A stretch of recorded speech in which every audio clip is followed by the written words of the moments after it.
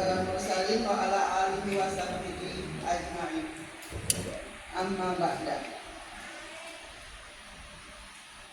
Yang terhormat Bapak Kepala Sekolah, yang saya hormati dan saya cintai rekan-rekan guru peserta diseminasi yang akan dibawakan oleh CGP hebat kita, Ibu Mariati Iskandar SPD. Dan tidak berpanjang waktu, untuk memulai acara ini dimulai dengan pembukaan kata sambutan yang disepakati oleh Bapak Kepala Sekolah, sekaligus akan membuka diseminasi budaya positif yang akan dibawakan oleh Ibu Mariati Iskandar SPD. Kepada Bapak.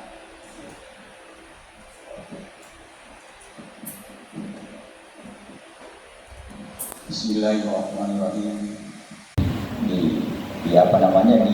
Diterapkan supaya perilaku atau tingkah laku itu selalu diulang sehingga menjadi suatu budaya. Ya, tentunya budaya yang positif, karena banyak orang juga yang budaya itu yang tidak positif. Nah, saya kira Bapak dan Ibu guru sudah tahu mana budaya positifnya, mana budaya negatifnya anak-anak kita di sini yang selalu dilakukan di sekolah. Nah, itu termasuk semua budaya. Tetapi intinya saya jelaskan disiplin. Karena budaya positif itu adalah nilai kebaikan, ya, nilai kebaikan yang menjadi keyakinan dan pada akhirnya menjadi perilaku atau karakter atau sifat, ya, atau ciri khas dari sebuah apakah individu, apakah komunitas dan lain-lain. Nah, itu budaya positif. Oleh karena itu saya harapkan kepada Ibu dan Bapak Guru mengikuti diseminasi ini supaya kita lebih jauh memahami apa sebenarnya itu budaya positif. Tetapi ya, kalau menurut saya sudah meyakini bahwa Bapak dan Ibu guru itu sudah paham sebenarnya yang mana itu budaya. Kalau biasanya budaya kalau diartikan ya hasil karya, ya tuh hasil karya, hasil, ya ada hasil, ada materialnya, ada ada visinya, ada visi-visinya. Ya, itu budaya budaya. Nah, untuk nanti lebih jelasnya kita serahkan nanti kepada guru calon guru penggerak untuk menjelaskan lebih banyak lagi, karena disiplin seperti budaya positif itu banyak sekali. Ya, saya minta nanti Ibu CGP ini menyampaikan banyak-banyak yang mana yang termasuk dengan budaya-budaya positif. Nah, saya kira barangkali itulah yang perlu saya sampaikan pada pertemuan kali ini. Mudah-mudahan apa yang disampaikan nanti oleh Ibu CGP bisa kita pahami, dan yang paling penting itu kita upayakan bagaimana penerapannya ke dalam siswa dan siswi kita di SMP 33 Batu, termasuk semua stakeholder yang ada di sekolah ini. Ya, tinggal nanti bagaimana kesepakatan kita, ya, kira-kira yang mana itu yang perlu kita budaya, ya, termasuk barangkali itu namanya sifat atau sifat lebih dan lain sebagainya. Itu salah satu contoh. Saya kira itulah yang perlu saya sampaikan. Lebih dan kurangnya mohon dimaafkan. Wabillahi taufiq wal hidayah. Assalamualaikum warahmatullahi wabarakatuh.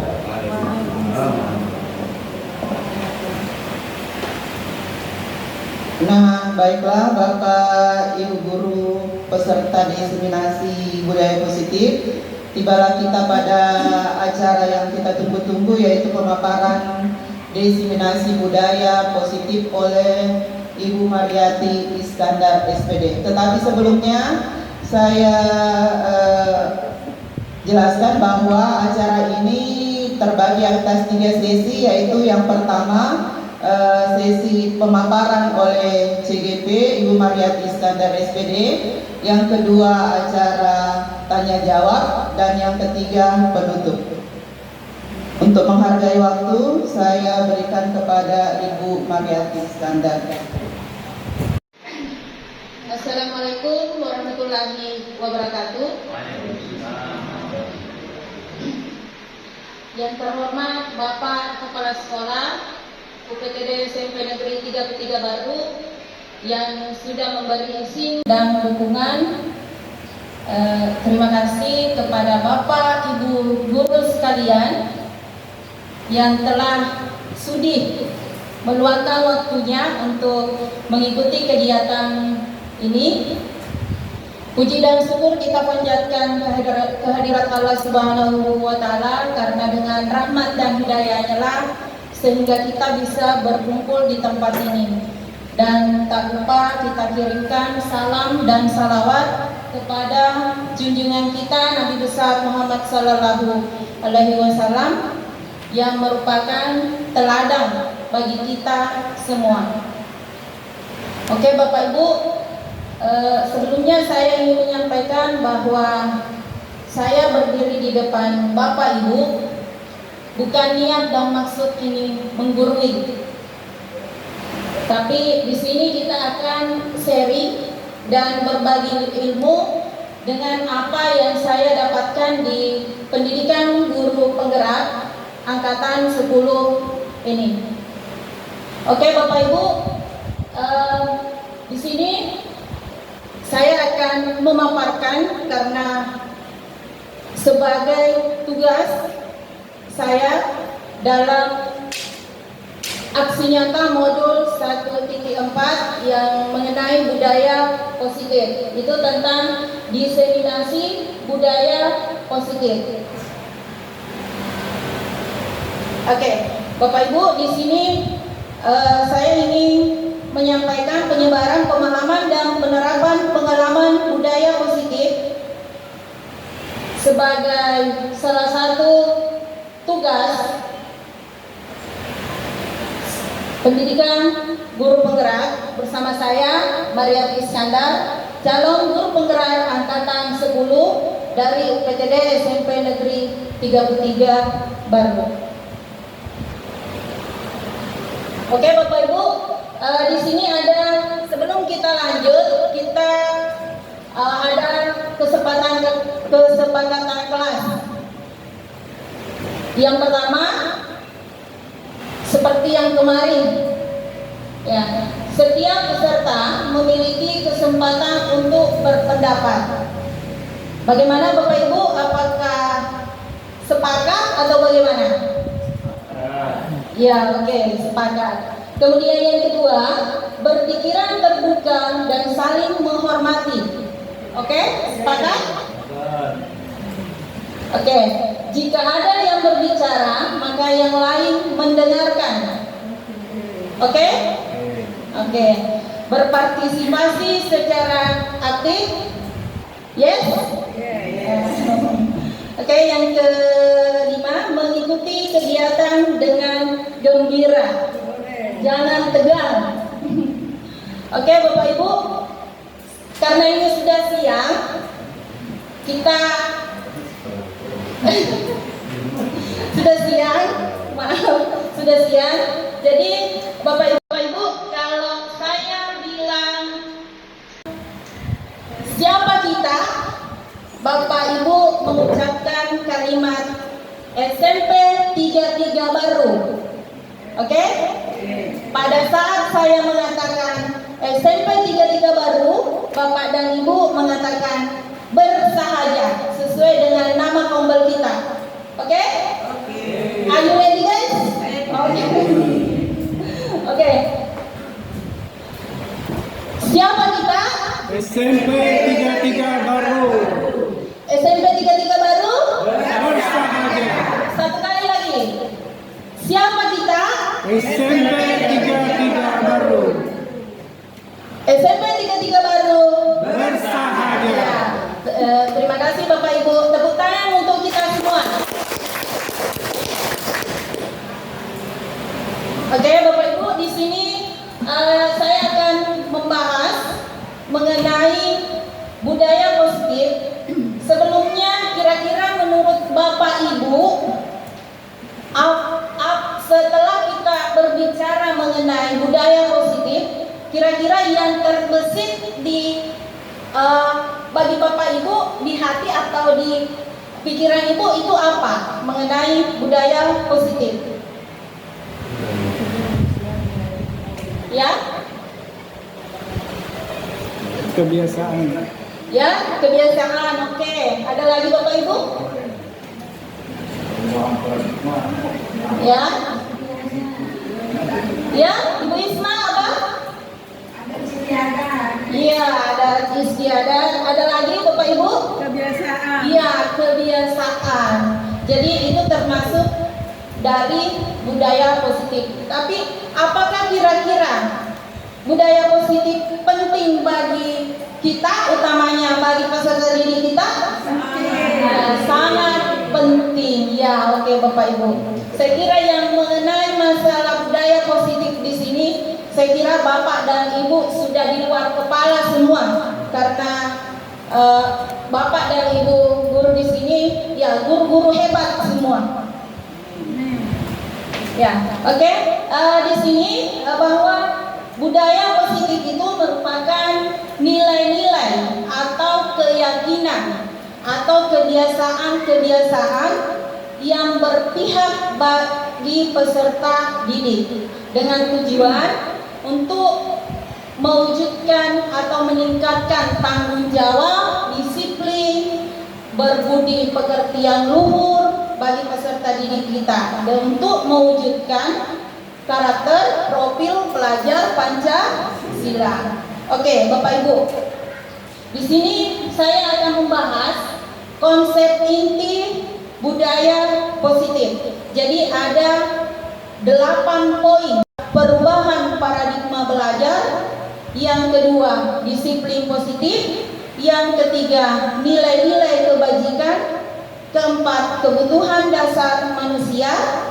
Yang kelima, motivasi perilaku manusia.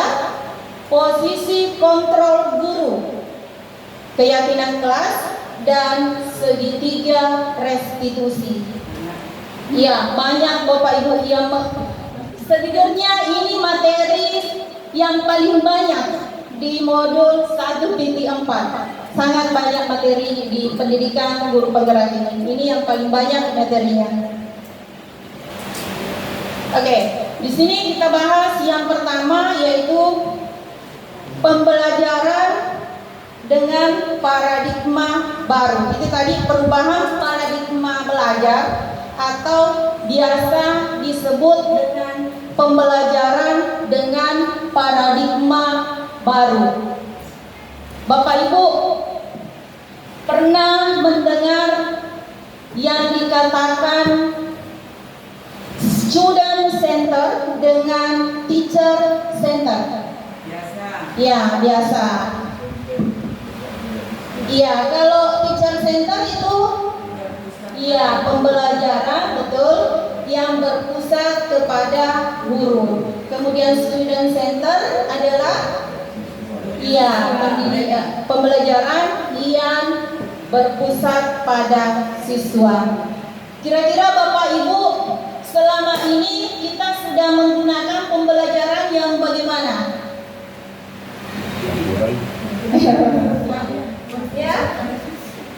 Ya, bagaimana? Apakah yang berpusat pada guru atau berpusat pada siswa? Dua-duanya. Ya, oke.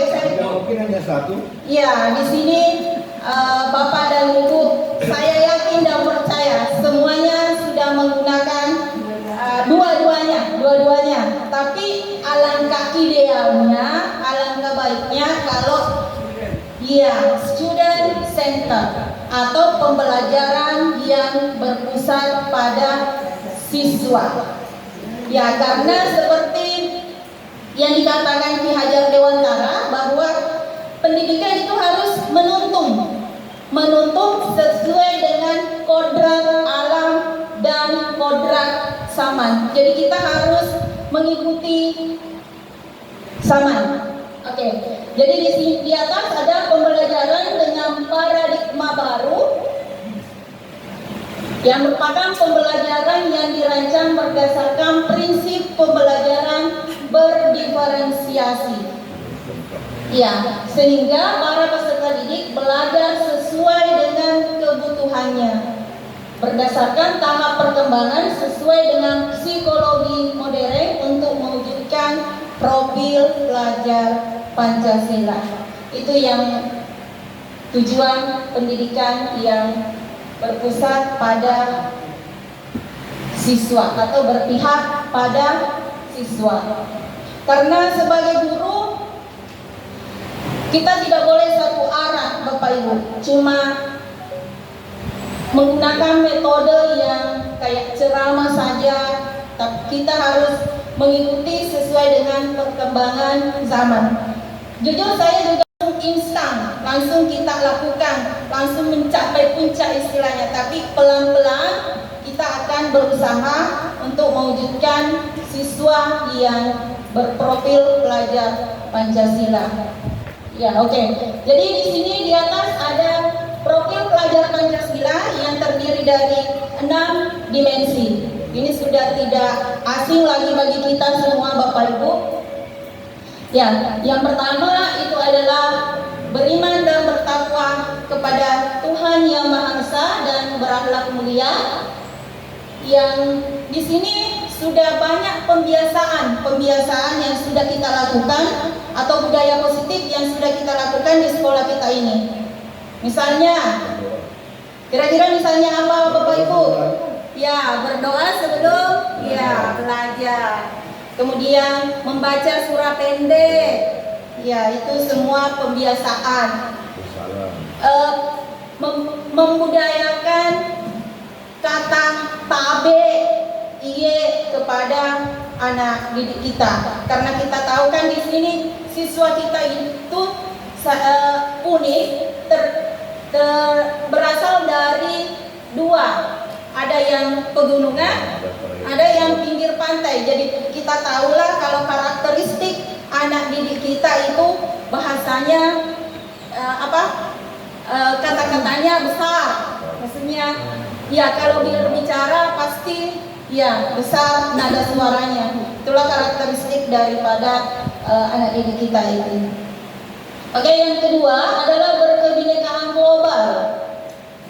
Kemudian bergotong royong, ya di sini sudah kita lakukan beberapa, misalnya Jumat bersih, betul Bapak Ibu, misalnya dalam pembelajaran itu berkelompok, betul Bapak Ibu. Kemudian kreatif,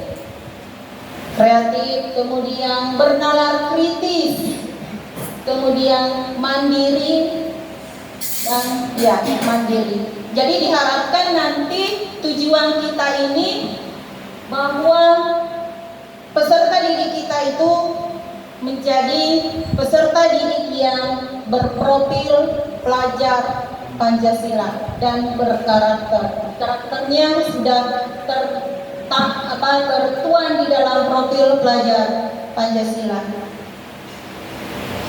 Oke, di sini ada miskonsepsi tentang teori kontrol. Ya, di sini ada bahwa ilusi guru mengontrol murid.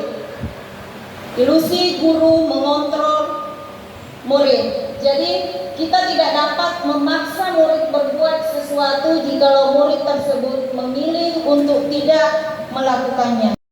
Kalau bahwa kita mengatakan saya bisa mengontrol si A, itu hanya sebuah ilusi. Kalau memang bukan motivasi intrinsik dari anak tersebut, maka itu tidak akan dia lakukan. Jadi ada motivasi dari dalam dirinya untuk melakukan hal yang baik. Kadang kita kalau mengatakan pada anak didik kita, coba kamu begini, toh terkadang kalau kita tidak ada pada saat itu, maka dia akan tidak melakukannya. Contoh misalnya kalau masalah kebersihan, nanti dia pungut sampah kalau kita ada di depannya. Kalau kita tidak ada, dia tidak akan pungut sampah. Jadi dia itu, anak tersebut masih motivasi eksternalnya, ekstrinsiknya, motivasi dari luar, bukan dari dalam hati atau keyakinannya untuk melakukan hal yang baik. Oke, yang kedua, ilusi bahwa kritik dan membuat orang merasa bersalah dapat menguatkan karakter. Jadi menggunakan hal tersebut menuju pada identitas gagal. Kadang kita melakukan hal-hal yang membuat siswa merasa bersalah dengan apa yang dia lakukan. Itu sebenarnya bukan tindakan yang tepat, bukan tindakan yang tepat untuk bahkan akan menuju pada identitas gagal. Oke, kemudian the next, ilusi bahwa semua penguatan positif efektif dan bermanfaat. Penguatan positif, bentuk-bentuk kontrol dalam jangka tertentu, murid menyadari dan mencoba menolak, bisa jadi murid menjadi tergantung pada pendapat guru. Pokoknya apa yang dikatakan guru, itulah yang terbaik. Kadang kita melihat anak-anak SD kan, kita belajar dan dia belajar, misalnya dia kerjakan PR, dia bertanya kepada kita selaku orang tuanya, kadang dia bilang tidak begini, begini nak bilang guruku. Ya, jadi itulah ilusi bahwa semua penguatan positif efektif dan bermanfaat. Itu salah satu contoh kecilnya Bapak Ibu. Kemudian ilusi bahwa orang dewasa memilih hak untuk memaksa. Ya, kita Bapak dan Ibu kan sudah termasuk orang yang dewasa. Jadi kadang kita muncul bahwa saya adalah penguasa dan harus memaksa anak didik saya harus begini, harus begini. Padahal kalau bukan motivasi dari dalam diri anak tersebut, susah untuk terlaksana. Oke, jadi di sini ada mengubah paradigma stimulus respon ke pendekatan teori kontrol. Ya, kalau stimulus respon itu realitas kebutuhan kita sama, tapi menurut teori kontrol bahwa kebutuhan kita semua orang melihat hal yang sama, sedangkan di teori kontrol setiap orang memiliki gambaran yang berbeda. Kemudian kita mencoba mengubah agar pandangan sama dengan kita. Kalau teori kontrol, kita berusaha memahami pandangan orang lain tentang dunia. Jadi sebagai guru, janganlah kita cuma mau dipahami, tapi kita harus memahami apa mau atau keinginan dari peserta didik kita. Misalnya saja kalau kita mengajar, kadang anak-anak ada yang ribut di belakang atau bagaimana, maka kita harus memahami apa maunya dia, model pembelajaran apa yang dia inginkan. Apakah mau game, apalagi kalau misalnya jam-jam terakhir. Ya kadang kita gurunya stres juga Bapak Ibu. Kalau kita mengajar jam-jam terakhir, mereka sibuk tong dengan urusannya di belakang. Maka disitulah kita harus memahami apa keinginan dari peserta didik tersebut. Kemudian orang lain bisa mengontrol saya, hanya Anda yang bisa mengontrol diri Anda. Kemudian saya bisa mengontrol orang lain. Dalam teori kontrol, Anda tidak bisa mengontrol orang lain. Kemudian dalam stimulus respon, pemaksaan ada pada saat rujukan gagal. Jadi di sini menjadi dalam teori kontrol, kolaborasi dan konsensus menciptakan pilihan-pilihan baru. Kemudian dalam stimulus respon, model berpikir menang kalah. Sedangkan di dalam teori kontrol, model berpikir menang-menang atau win-win solution. Itu yang pernah saya baca, model berpikir menang-menang. Oke, di sini ada yang kedua adalah disiplin positif. Ya, disiplin positif. Kalau kita berbicara tentang disiplin, kira-kira itu disiplin itu bagaimana, Bapak Ibu? Taat aturan. Ya, taat aturan. Ya, datang tepat waktu. Ya, contoh penerapan di sekolah, datang tepat waktu. Taat aturan. Baju harus masuk. Itu termasuk daripada disiplin yang ada, ya sama dengan disiplin. Jadi disiplin mengacu pada disiplin diri yang memiliki tanggung jawab terhadap apa yang dilakukannya berdasarkan nilai-nilai yang diyakini. Kemudian untuk menciptakan murid yang merdeka, syarat utamanya adalah harus ada disiplin yang kuat. Disiplin diri berasal dari motivasi internal.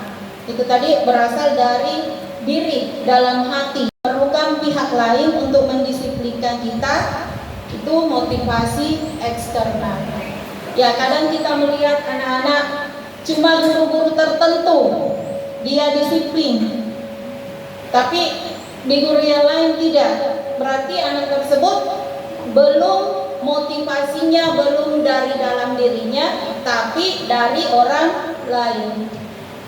Kemudian disiplin positif merupakan salah satu cara penerapan disiplin yang bertujuan untuk menumbuhkan kesadaran serta memberdayakan peserta didik tanpa imbalan atau penghargaan, ancaman atau hukuman. Kemudian tujuan kita adalah menciptakan murid yang memiliki disiplin diri sehingga mereka berperilaku mengacu pada nilai-nilai kebijakan universal dan memiliki motivasi intrinsik dalam perubahan perilaku ke arah yang lebih baik.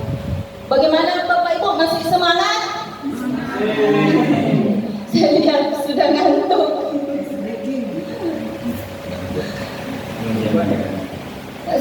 Masih ada 2 poin ini Pak, masih ada 6. Oke, masih semangat Bapak Ibu?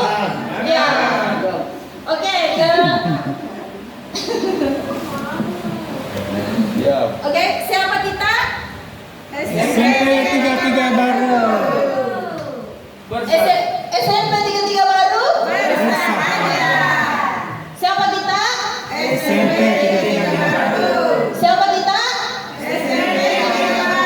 SMP 33 Baru? Ya, masih semangat meskipun agak-agak redup.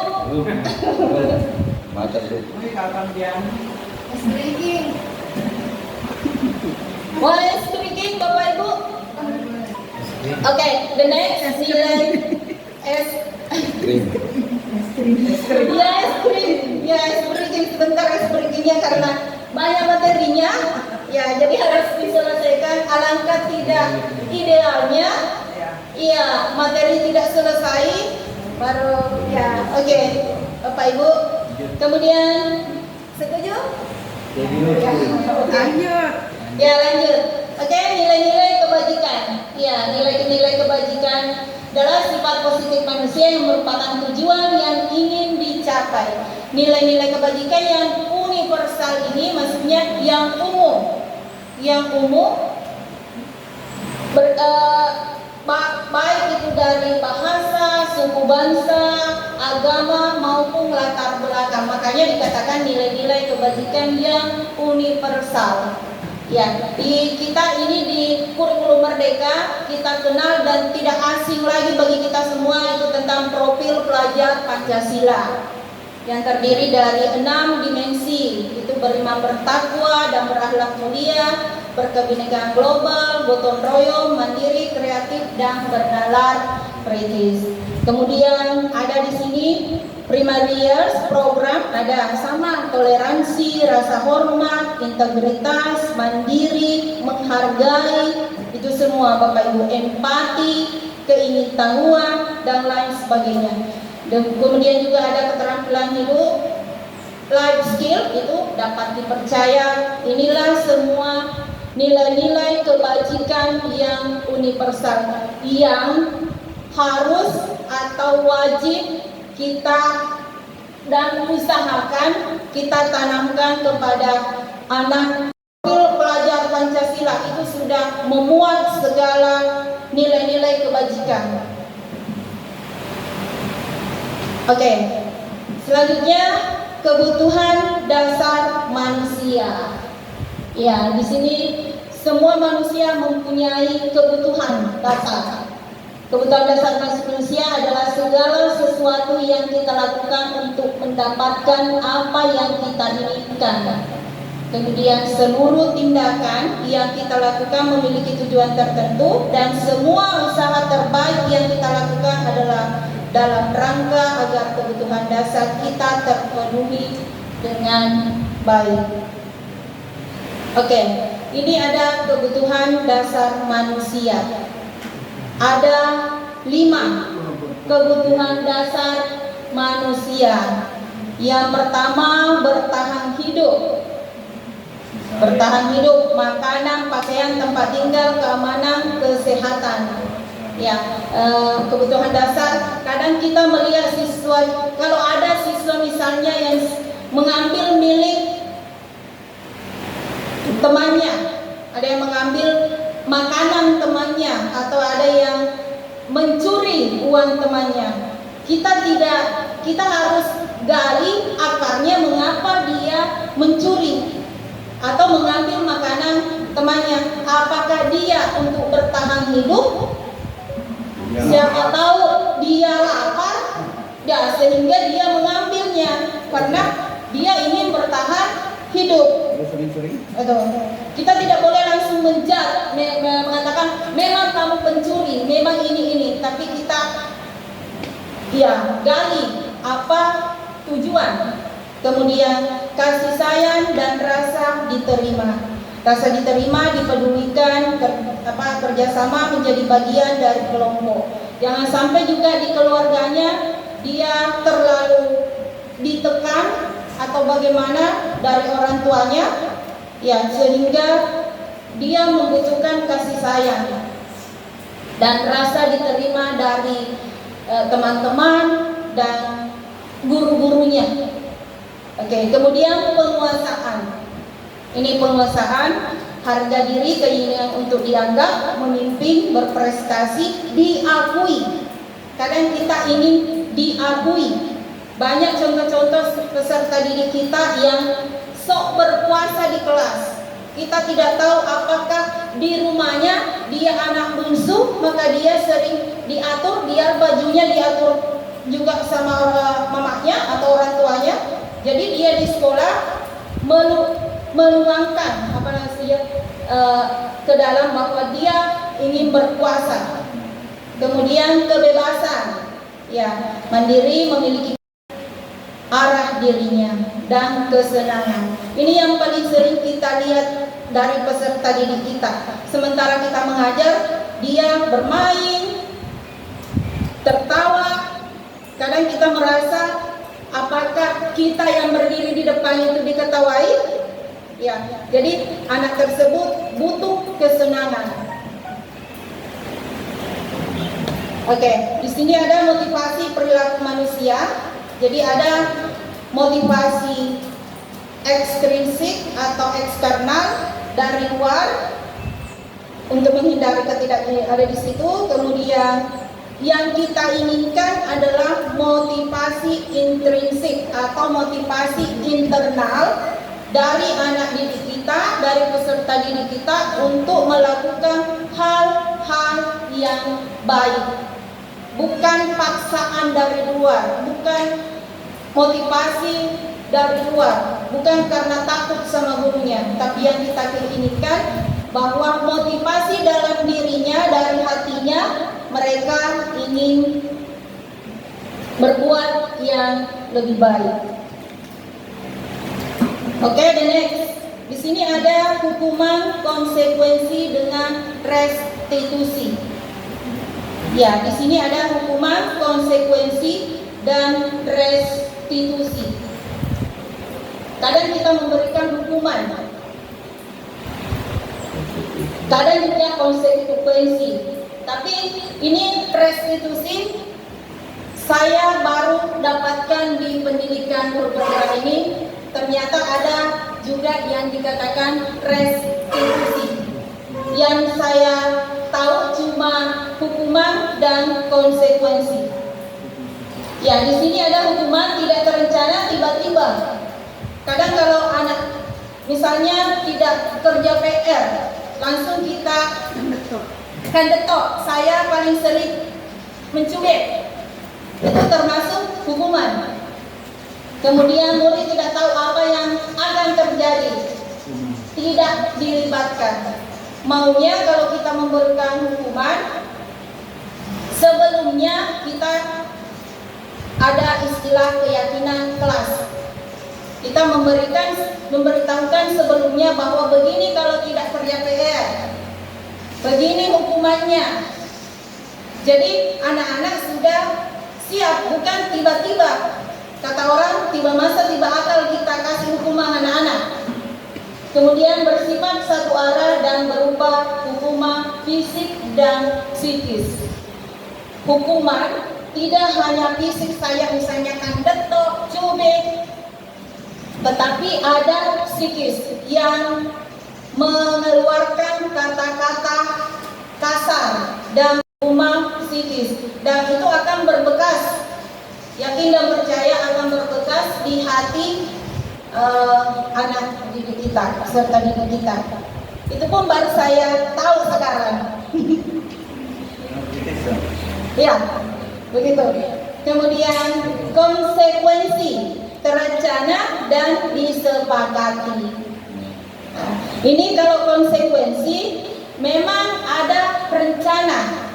Kemudian disepakati sesuai dengan peraturan. Ada kesepakatan sebelumnya bahwa nanti kalau misalnya tidak ada tugasmu, kita misalnya kita suruh bawa bla bla bla bla dan sebagainya. Ada misalnya kalau tidak ada, jangan langsung tidak ada tugasnya masuk, kita kasih bawa ini, begitu menurut begitu menurut yang karena yang saya menurut penjelasan dari instruktur ada harus terencana kalau konsekuensi. Artinya murid sudah tahu konsekuensinya. Iya, sudah tahu konsekuensinya apa. Ya, kalau melanggar. Kemudian murid tetap dibuat tidak nyaman. Sikap guru selalu memonitor murid. Pada sama polisi barangkali ini memonitor terus. Oke. Kemudian restitusi, proses menciptakan kondisi bagi murid untuk memperbaiki kesalahan. Proses kolaboratif yang mengajarkan murid untuk mencari solusi sendiri, itulah restitusi. Yang paling tepatnya yang kita lakukan, yang idealnya kita lakukan sebagai pendidik adalah restitusi. Karena kita sebagai guru adalah panutan menuntun anak didik kita ke arah yang lebih baik. Oke, di sini ada hukuman itu negatif. Kata-kata yang biasa digunakan, misalnya awas kalau dilakukan lagi, nanti awas kamu. Biasa kita dalam berbahasa Bugis, capako. Ya, itu bahasa Bugisnya. Karena saya biasa begitu. Ya, karena saya biasa begitu, Bapak Ibu. Kemudian kalau konsekuensi, ya, jadi kita menggunakan stimulus respon. Lakukan apa yang saya katakan. Kemudian kalau restitusinya, apakah hal ini yang sesungguhnya ingin kamu lakukan? yaitu memperbaiki tanpa menjatuhkan siswa. Ya, oke Bapak Ibu masih semangat? Sedikit lagi Pak. Oke. Kemudian perbedaan hukuman dan konsekuensi. Tindakan guru mencatat 100 kali di dalam buku kalimat saya tidak akan terlambat lagi karena terlambat ke sekolah. Apakah itu hukuman Bapak Ibu atau konsekuensi? Ya. Mencatat 100 kali di dalam buku kalimat saya tidak akan terlambat lagi karena terlambat ke sekolah. Disuruh mencatat anak-anaknya 100 kali. Hukuman atau konsekuensi Bapak Ibu? Ya? Hukuman. Ya, hukuman. Nanti kita lihat. Karena saya tidak tahu buat kanva yang langsung ting muncul jadi bentar. Ya, tadi hukuman Bapak Ibu ada yang menjawab hukuman. Kemudian yang kedua, menggantikan kertas teman yang telah dicoret-coret. Ya, konsekuensi. Kemudian murid diminta untuk push up. Ya, membersihkan tumpahan air di meja tulis karena tersenggol pada saat belajar. Ya, murid disuruh untuk tidak mengenakan sepatu seharian di sekolah karena tidak mengenakan sepatu hitam. Konsekuensi atau hukuman itu Bapak Ibu? Murid disuruh untuk tidak mengenakan sepatu seharian di sekolah karena tidak mengenakan sepatu hitam. Konsekuensi atau?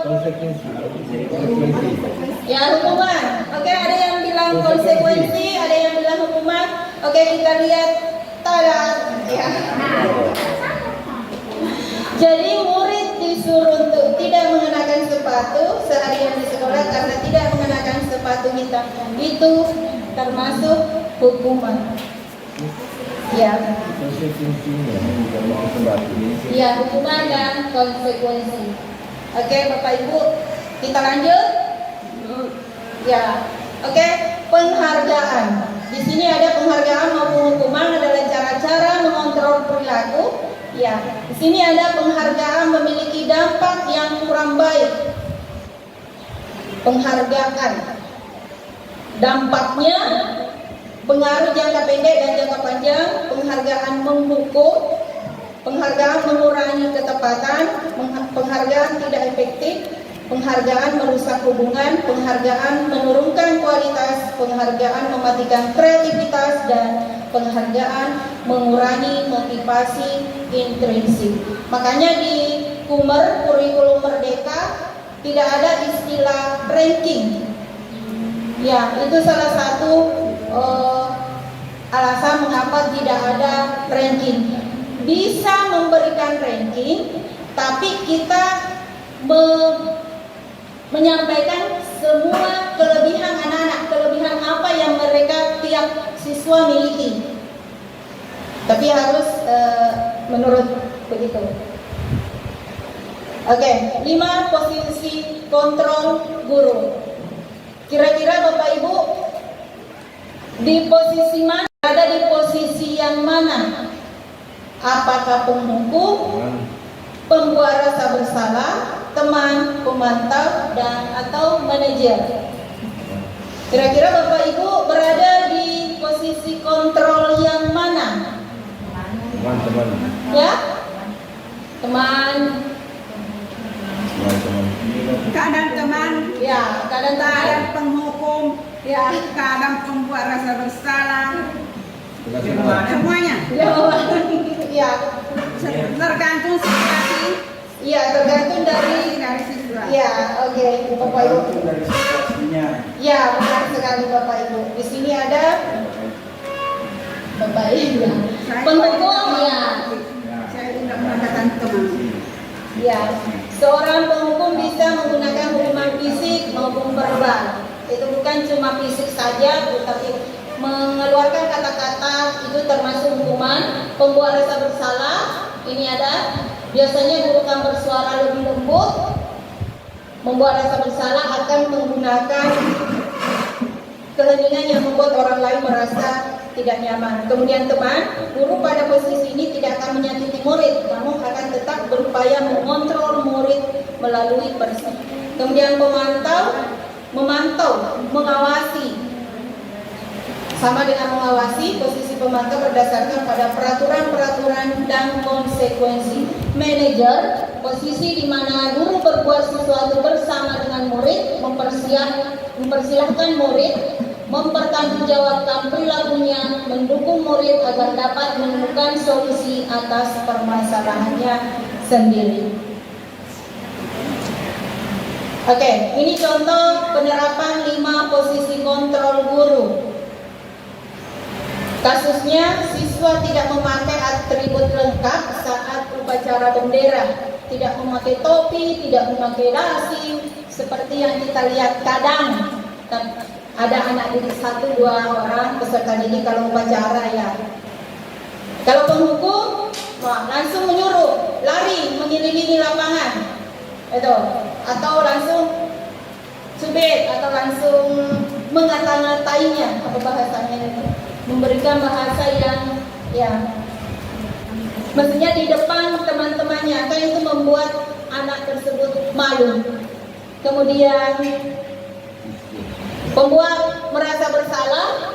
Ini contohnya, misalnya sudah berapa kali saya kasih tahu, kenapa kamu selalu membuat kecewa ibu atau kecewa papa, ya. Itu, tapi tetap suaranya lembut, tapi membuat anak merasa bersalah.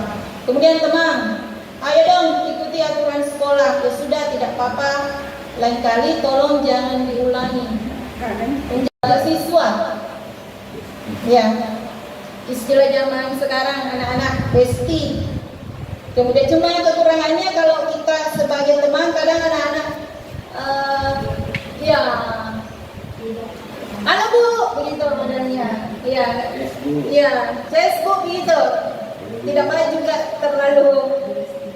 Ya, kemudian pemantau, kamu sudah melanggar peraturan sekolah, kamu tahu konsekuensinya, beli atribut upacara, jangan diulangi lagi.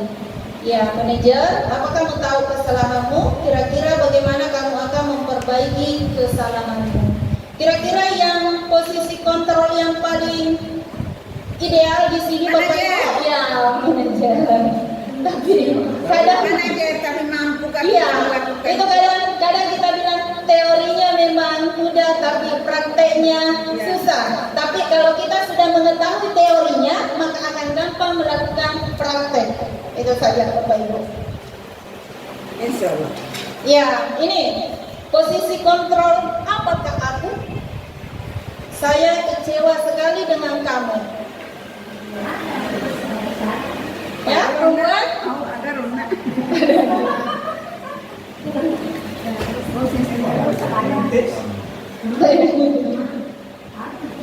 Ini Pembuat kesalahan kan? ada ya penghukum, pembuat rasa bersalah, teman, pemantau, dan ya pembuat nomor 2. Ya, tepuk tangan untuk Ibu Nuraini dan Ibu Nursia, wakil. Oke, kamu tidak pernah benar melakukannya. Nomor 1. Ya, nomor 1 tadi penghukum. Ya, Kamu bisa dengan kata-kata. ya, oke. Iya, perlu tepuk tangan lagi untuk Ibu Nuraini.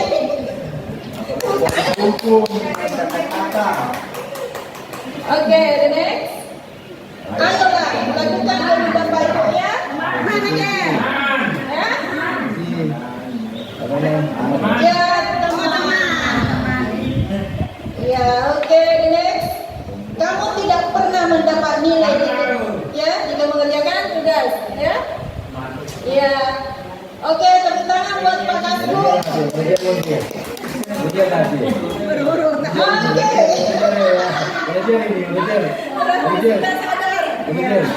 Ya, manajer, apa rencanamu untuk menyelesaikan ya nanti beberapa pesanan kalau berurutan?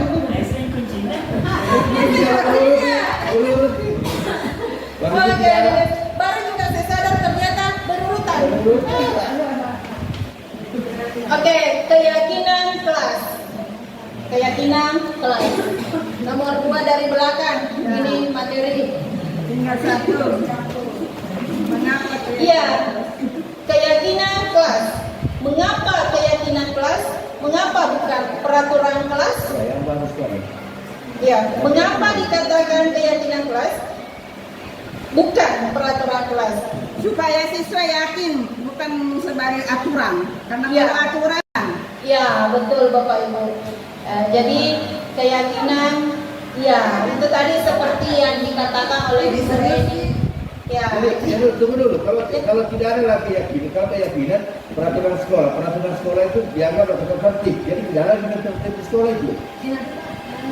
ini kan pertanyaannya, mengapa keyakinan kelas? Ya, Kan peraturan sekolah itu dianggap tata tertib. di kelas peraturan, ya, Jadi kalau tidak ada peraturan kelas berarti tidak ada lagi tata tertib di situ karena peraturan itu dianggap tata tertib.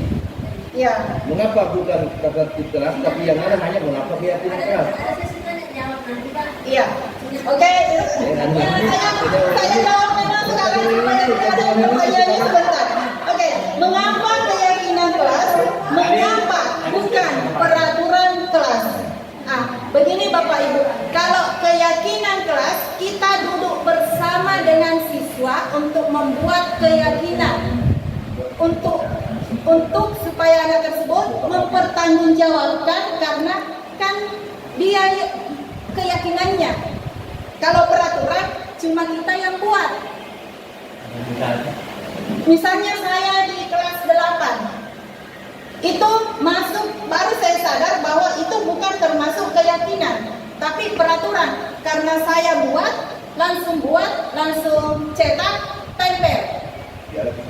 Tidak ada kesepakatan dengan anak-anak. Satu arah sih, iya betul. Iya begitu. Iya. Kita berkolaborasi dengan anak didik kita, dengan peserta didik untuk membuat keyakinan. Kalau peraturan langsung saja kita yang buat. Patuhi ini. Iya begitu. Pemaksaan. Iya. Suka tidak suka harus dikerja. Iya, kalau itu peraturan. Ya. Sama kalau kita kan pakai helm itu karena apa? Peraturan. Karena peraturan. Takut kalau misalnya tidak pakai helm ditangkap sama polisi itu pasti jual keluar. Ya. Tapi Kita kalau bisa keyakinan tak bilang untuk keselamatanku, untuk supaya saya kalau jatuh tidak terbentur ini kepala, maka itu adalah keyakinan. Contoh kecil, begitu. Ya, saya. Ya keyakinan saya buat pakai helm supaya kalau jatuh bukan karena takut polisi. Ya, intrinsik dan eksternal. Ekstrinsik dan intrinsik, dari dalam dan dari luar. Kalau kita pakai helm karena takut polisi berarti Dari itu luar. dari luar. Kalau kita pakai helm karena takut siapa tahu jatuh begini-begini itu dari dalam, intrinsik. Oke, pembentukan keyakinan kelas kuantitatif berupa pernyataan universal dibuat dalam pernyataan positif. Kemudian sedikit saja agar mudah diingat, sesuai dengan kondisi kelas dan sekolah sehingga mudah diterapkan. Semua warga kelas dilibatkan saat membuat keyakinan kelas. Jadi anak terlibat. Selanjutnya, ya yang terakhir ini segitiga restitusi. Ya, seperti yang diucapkan Bapak tempo hari bahwa ada juga itu istilah coach and coaching. Ya, saya pikir waktu itu bahwa mungkin sama dengan segitiga restitusi. Pada saat pendampingan saya tanya sama pengajar praktek, katanya sabar Bu, akan ada nanti itu materi dengan coach, materi tentang coach and coaching. Bahkan bagus karena sudah kepala sekolah sudah memperkenalkan, jadi tinggal memperdalam nanti materi tersebut. Oke, segitiga restitusi sini ada suatu proses dialog, mohon maaf salah ketik itu dialog yang dijalankan oleh guru agar dapat menghasilkan murid yang mandiri dan bertanggung jawab. Itu ada 3 tahap. Yang pertama menstabilkan identitas, kemudian memvalidasi tindakan yang salah, dan menanyakan keyakinan. Ini karena selama ini kan kadang kalau ada masalah anak didik kita langsung lempar ke BK. Ya, padahal sebenarnya bukan cuma ya, kita semua perlu untuk melakukan penanganan yang menggunakan segitiga restitusi. Oke, ini kalau menstabilkan identitas, ya berdasarkan prinsip, ya ditanya dulu kita berbuat berkata lembut pada anak-anak, menyapa anak-anak berdasarkan prinsip membuat kesalahan adalah sebagian dari proses pembelajaran, menggeser identitas murid dari identitas gagal ke sukses. Jangan mengkritik murid yang sudah mengalami identitas gagal. Ya, kadang pernyataan yang biasa digunakan, misalnya manusia tidak ada yang sempurna, kemudian kita bisa memperbaiki masalah ini, kemudian apakah saat ini kamu tengah menjadi orang yang baik untuk dirimu sendiri? Kita gali dulu apa alasannya, mengapa. Oke, the next, validasi tindakan yang salah. Ini ada berdasarkan prinsip setiap perilaku berupaya memenuhi suatu kebutuhan tertentu.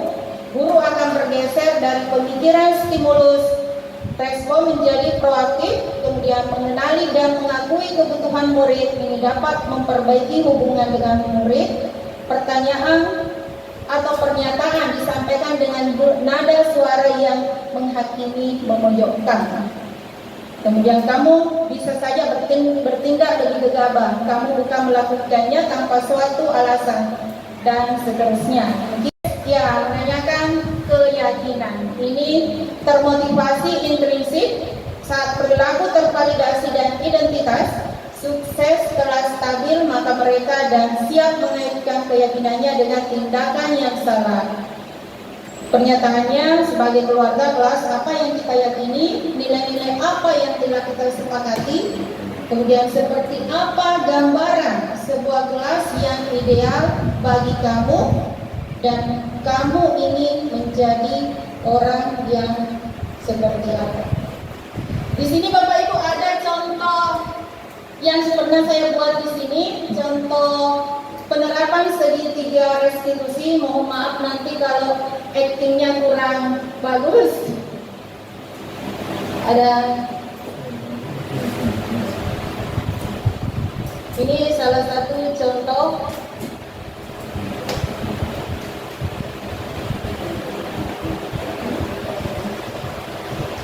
Assalamualaikum Pak.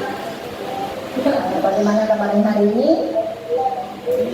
Anissa, hari ini Ibu mendapat laporan dari ketua kelas kamu, katanya kamu marah-marah di kelas ya, dan sampai merobek buku Fahrul.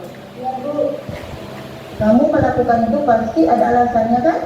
Ya Bu, masa kamu ada menggunakan bapak saya Bu? Tidak menurut saya Bu, bukan gimana? Oh begitu, pasti kamu marah dan kesal bukan? Ibu juga akan marah kalau ada yang mengolok-olok saya begitu. Lalu pada saat itu yang kamu lakukan apa? Ya, simpan dia dan merobek buku yang ada di meja Bu. Oh seperti itu. Kamu melakukan itu karena alasan tertentu kan? Pastilah Bu, pastinya jangan saja. Saya marah dia begitu. Ya wajarlah, mempertahankan harga diri itu penting bagi kamu. Untung kamu tidak bertindak lebih gegabah lagi, misalnya melempar atau memukul Pak Heri. Ya Bu, itu salut buat kamu, karena kamu masih bisa menahan diri dan bersabar. Kira-kira tindakan kamu itu sesuai tidak dengan keyakinan dan prinsip kamu? Jadi kira-kira keyakinan atau prinsip mana yang kurang sesuai dengan keyakinan kamu? Itu sama kamu orang lain Bu, saat itu saya sangat emosi Bu. Kamu meyakini dalam menghargai kemudian milik orang lain itu penting? Setuju. Kita perlu saling menghargai orang lain dan milik orang lain. Tetapi ada juga keyakinan yang kita sepakati yang perlu kita jalankan apabila kita sedang marah atau emosi kan?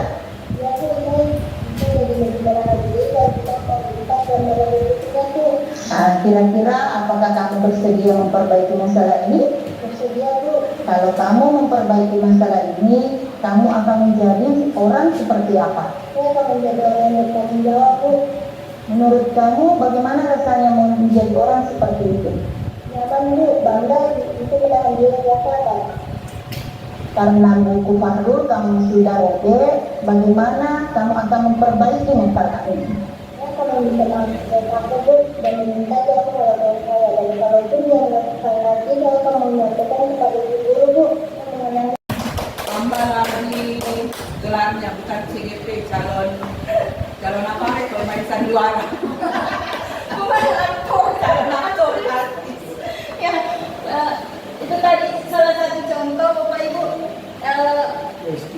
Meskipun ya karena diwajibkan buat video, 2 kasus sebenarnya pada saat itu saya dengan Sahrul karena kebetulan hari itu anak-anak yang bisa diambil ujian O2SM, OSNK itu hari, jadi ya oke. Jadi Bapak Ibu itu tadi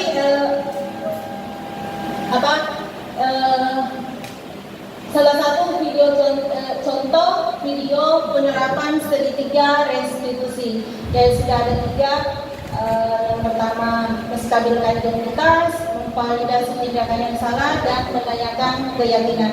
Jadi dalam penerapan program disiplin positif hendaknya guru memiliki standar kepribadian, profesional dan sosial yang baik, di mana guru mampu merefleksi dirinya dalam posisi kontrol. Bagaimana perjalanan dirinya sebagai emong yang menuntut muridnya menjadi insan yang mandiri, merdeka, dan bertanggung jawab. Semoga semua guru-guru hebat di sini kita bisa menjadi guru yang kehadirannya dirindukan oleh siswa, kata-katanya menginspirasi, sikapnya diteladani, dan melihatnya menyejukkan hati bagi anak didik kita. Demikian yang saya sampaikan. Saya kembalikan kepada moderator. Wabillahi taufiq wal hidayah. Wassalamualaikum warahmatullahi wabarakatuh. Waalaikumsalam.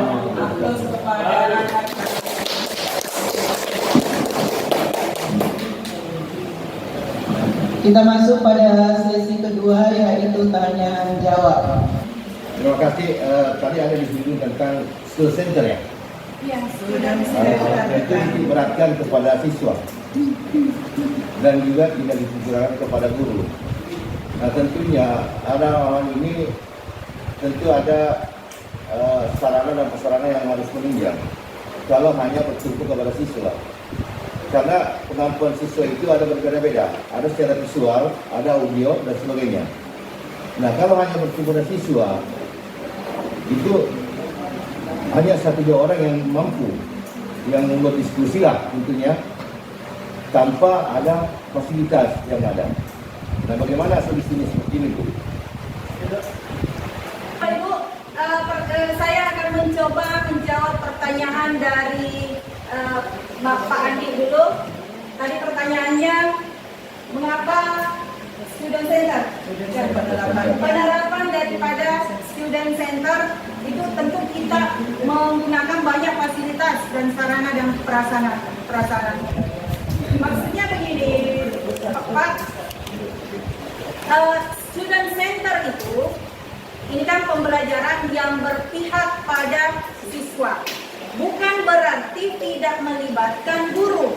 Guru sebagai fasilitator.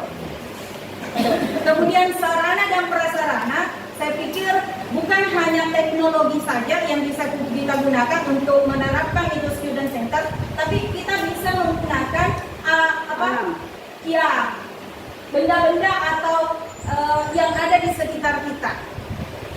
Itu bukan cuma misalnya menggunakan teknologi, misalnya contohnya saya materi tentang preposisi of place pada saat itu. Di samping saya menggunakan laptop, tapi kan ada juga anak-anak yang gaya belajarnya kan seperti yang kita ketahui ada gaya belajar auditori, visual dengan kinestetik. Ya, jadi pada saat yang prakteknya itu memang pada saat visual saya memberikan gambar, ada yang saya berikan video, tapi pada saat yang kinestetik saya menggunakan benda-benda yang ada di sekitar saya. Berarti bukan hanya bilang teknologi, misalnya kan materi itu tentang di atas, di bawah, samping, kiri, kanan, gitu kan? Jadi saya pada saat itu saya mengambil gelas, saya mengambil gelas, jadi saya menggunakan misalnya ini pulpen, betul?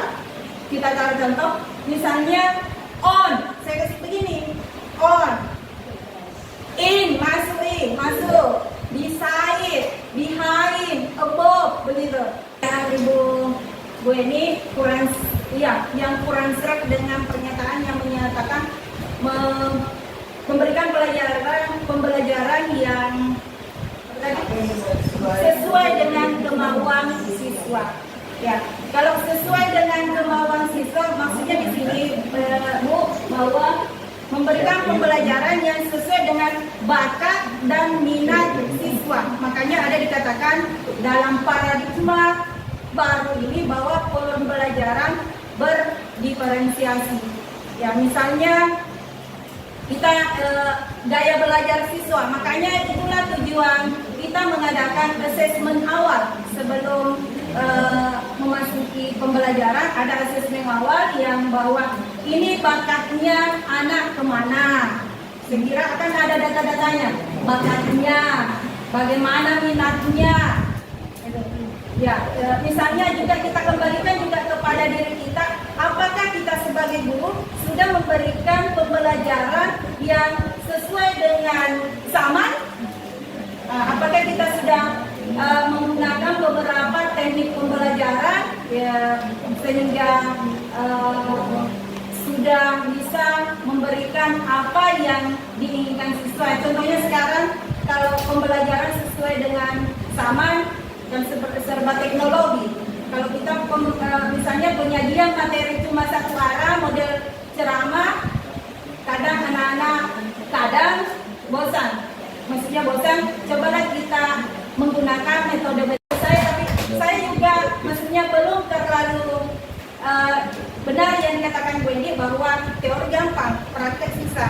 Tapi setidaknya pelan-pelan kita melakukan, intinya kita melakukan perubahan dengan tujuan bahwa segala tujuannya ini nantinya akan bermuara kepada peserta didik kita. Tidak ada yang instan Bapak Ibu, jadi semua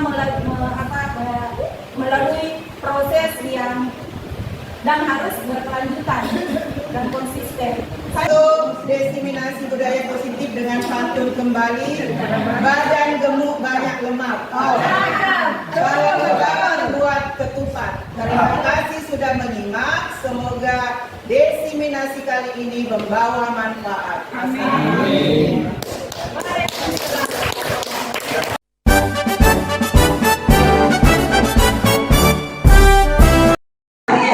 Assalamualaikum warahmatullahi wabarakatuh.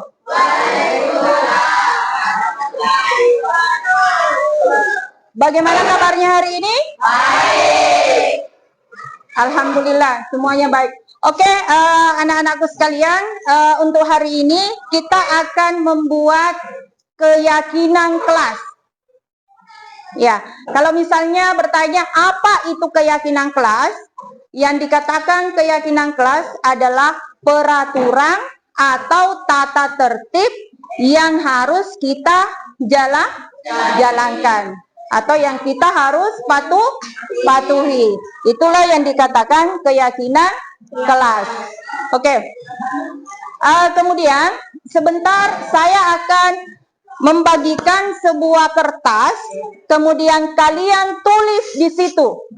Kira-kira apa keyakinan yang akan kalian tuliskan, yang kalian buat. Masing-masing siswa menuliskan satu keyakinan kelasnya. Tujuannya supaya kita mematuhi atau meyakini hal tersebut. Oke, paham semua? Paham. Oke. Kemudian sebentar, kalian tulis satu di situ, kata-kata, tapi kalimat atau pernyataan yang bermakna positif. Misalnya, saling menghargai. Atau tulis di situ, saling menghargai. Jangan menuliskan misalnya dilarang berbuat curang. Misalnya kalau ulangan, kalau dilarang berbuat curang, kalau ulangan berarti dilarang mencontek. Berarti kalau dilarang mencontek, kalimat positif yang harus kita tulis itu apa? Tidak ada kata jangan, tidak, dilarang, tidak boleh menggunakan kata-kata negatif. Yang kita gunakan kata positif. Misalnya, kalau dilarang mencontek itu kan kita harus jujur. Kalau tidak boleh mengejek teman, berarti itu saling menghargai. Tidak boleh buang sampah sembarangan. Ya, tidak boleh buang sampah sembarangan, berarti itu adalah jaga kebersihan. Datang tepat waktu ke sekolah, artinya disiplin.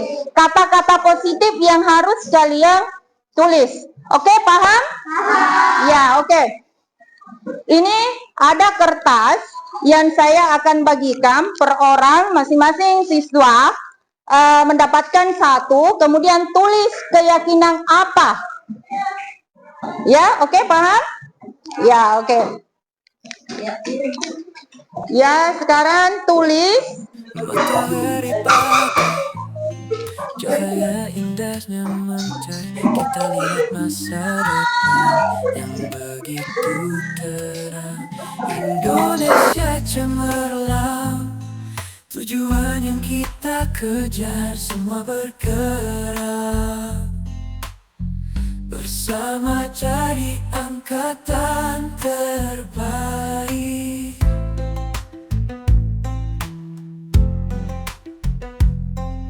Guru penggerak angkatan 10, inovasi dan kreativitas kita tunjukkan. Kita bisa, takkan menyerah pada mimpi Indonesia emas.